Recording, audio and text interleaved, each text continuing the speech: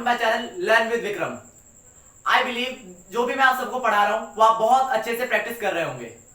Guys, some of you must be thinking that why am I taking so much time on this topic. Guys, इसका एक ही reason है। The reason is that I don't want to cheat you, I want to teach you everything in detail. Guys, कल last में topic खत्म, कल video के and में मैंने मेजरमेंट की बात की थी, तो आज हम मेजरमेंट से ही कंटिन्यू करने वाले हैं। असल में मेजरमेंट है क्या? मेजरमेंट एक नाउन है। मेजरमेंट मींस मेजरमेंट में बहुत सारी चीजें होती हैं। हम मेजरमेंट किस किस चीज का कर सकते हैं? टाइम का मेजर कर सकते, टाइम को मेजर कर सकते हैं, डिस्टेंस को मेजर कर सकते हैं, और करेंसी को भी मेजर किया जाता है ना। तो ये मेजरमेंट काउंटेबल नाउन में आता है। मेजरमेंट काउंटेबल नाउन में आता है और ये कॉमन नाउन के अंदर है, तो कॉमन नाउन भी है। तो हम स्टार्ट करते हैं एक एग्जाम्पल के साथ। Example 5 rupees. अब देखो, रुपीज एक करेंसी है क्योंकि ये भी काउंटेबल नाउन है। इसके आगे एक डिटरमाइनर लगा हुआ है 5।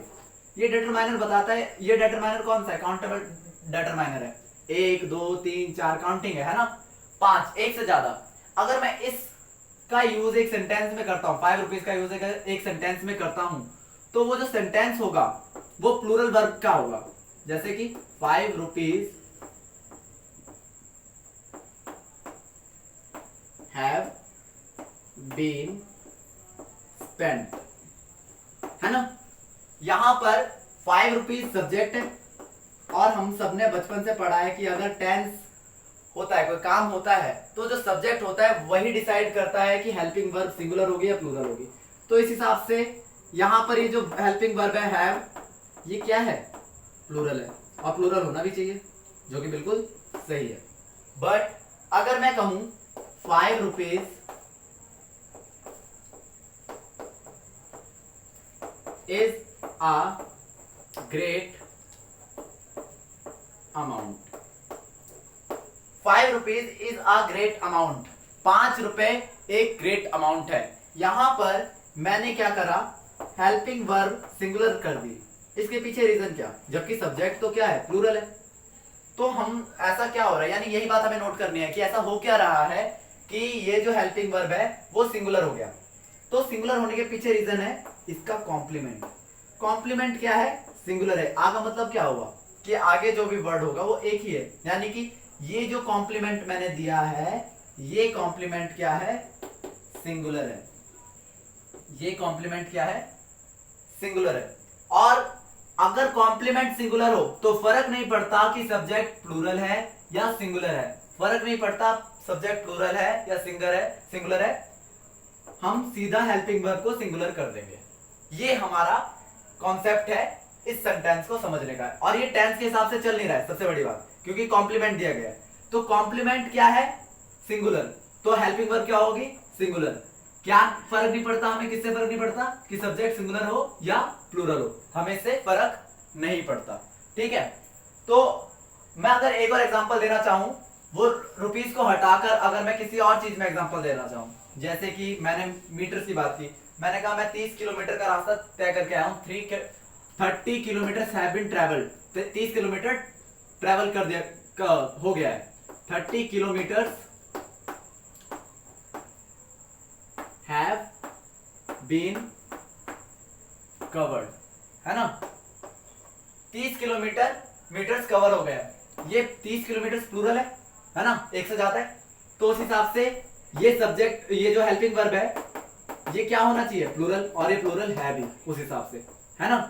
तो इसका मतलब ये सेंटेंस सही है, क्योंकि टेंस के हिसाब से भी बिल्कुल परफेक्ट है। अगर मैं कहूं कि 30 kilometre is a great distance. 30 kilometre जो है वो एक ग्रेट डिस्टेंस है। यहां पर जो इज लग रहा है, वो क्या है? हेल्पिंग वर्ब है। पहली बात, यहां पे मेन वर्ब का काम कर रहा है। अब ये सिंगुलर है। सिंगुलर होने के पीछे रीजन क्या है? क्योंकि इसका कॉम्प्लीमेंट क्या है? सिंगुलर है। तो फर्क नहीं पड़ता सब्जेक्ट प्लूरल था या सिंगुलर था, हमारा कॉम्प्लीमेंट क्या है? सिंगुलर है। कॉम्प्लीमेंट क्या होता है बताऊं? कल मैंने वैसे बताया था।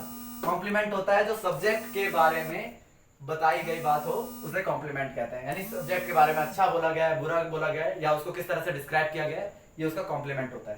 राइट। अब ये देखिए, ये सेंटेंस हमारा हमें समझ में आ गया, ठीक है। अब हम कुछ नया पढ़ते हैं, ठीक है, इसी में कुछ नया। स्टार्टिंग में मैंने आपके सामने एक वर्ड लिखा था 5 रुपीज लिखा था, है ना, 5 रुपए। वैसे तो 5 रुपीज एक प्लूरल क्या नाम है, प्लूरल वर्ड है, रुपीज प्लूरल है, एक से ज्यादा है। तो अब इसको सेंटेंस में यूज करते हैं। अगर मैं कहूं I have a 5 rupees note, तो आप सभी कहेंगे कि यार 5 रुपए का नोट, बिल्कुल सही सेंटेंस लग रहा है। लेकिन अब यहां पर मैं अगर कहूं कि ये वर्ड गलत है, यहां पे एस नहीं आएगा, तो आप कहोगे भैया क्या बोल रहे हो, 5 एक से ज्यादा है, एक से ज्यादा कोई भी चीज यानी उसके बाद एस या एस लगता है, यानी वो प्लूरल होता है ना। तो आप इसमें से एस क्यों हटा रहे हैं, इसमें से एस तो हटाना नहीं चाहिए।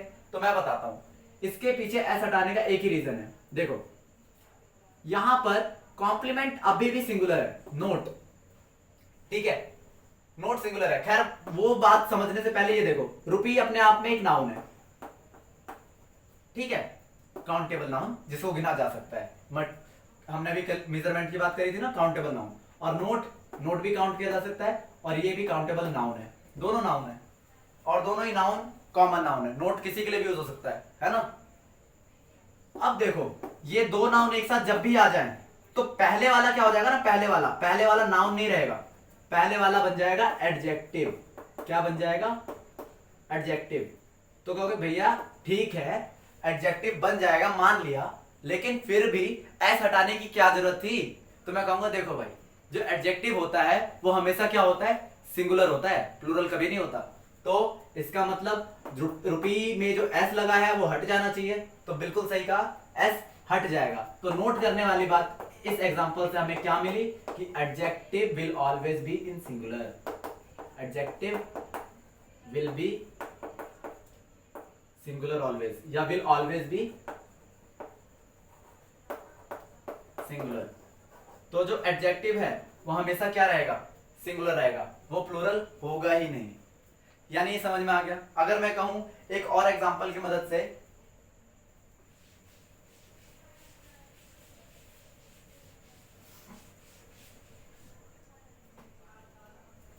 This tree is 10 metre high, ये ट्री 10 मीटर हाई है, 10 मीटर हाई, ठीक है, 10 मीटर्स हाई, 10 मीटर हाई है, कोई बात नहीं। अब इसमें हम कह रहे हैं कि यहां पे एस लगाना सही था या नहीं था, ठीक है। अब यहां पर ये जो मीटर्स है इसके पहले क्या है, एक डिटरमाइनर है, उसके तुरंत बाद क्या यूज हुआ, उसके तुरंत बाद हमेशा नाउन यूज होता है। तो ये क्या है भैया, ये है एडजेक्टिव, ये है एडजेक्टिव। तो मतलब इस बार ये मीटर एडजेक्टिव नहीं हुआ। अब आप कह रहे होंगे भैया फिर आप तो हमें दूसरे ट्रैक पे ले गए। नहीं जी, हम बिल्कुल सही ट्रैक पे हैं। यहां पर ये 10 मीटर नाउन का ही काम कर रहा है। लेकिन अगर मैं इसका दूसरा एग्जांपल दूं तो देयर, इसी एग्जांपल को थोड़ा सा लिखे, देयर इज अ 10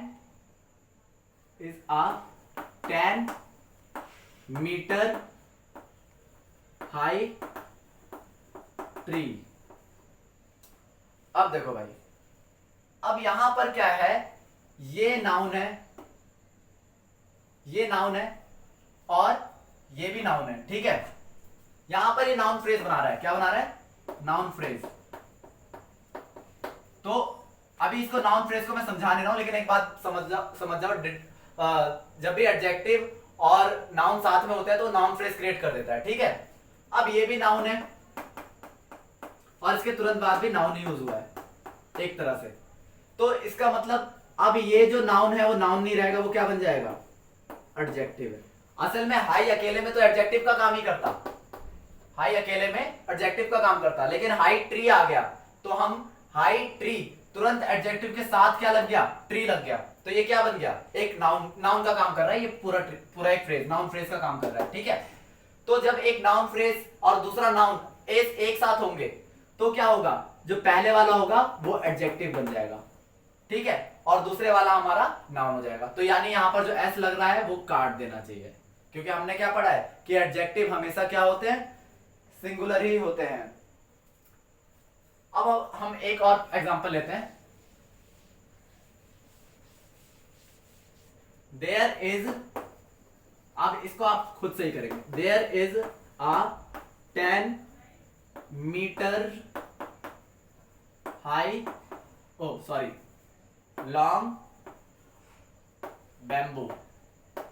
अब मुझे ये बताइए कि यहां पर मीटर सही है या नहीं है। अगर मीटर सही है तो, अगर ये सही है तो आपको चेंज करना पड़ेगा, ठीक है, ठीक है, और अगर नहीं है तो ये कट, ठीक है। There is a 10 metre high, metre long bamboo, यानी यहां से एस कट जाएगा। और एस कटने का रीजन, क्योंकि अब ये मीटर एडजेक्टिव का काम कर रहा है, ठीक है। क्लियर हुआ कि कब एडजेक्टिव का काम करेगा, कब नहीं करेगा। और भी बहुत एग्जांपल्स हैं, हम और भी एग्जांपल्स की तरफ चलेंगे। अब यहां पर जैसे हमने ये एग्जांपल समझा, अगर मैं कहूं दिस रोप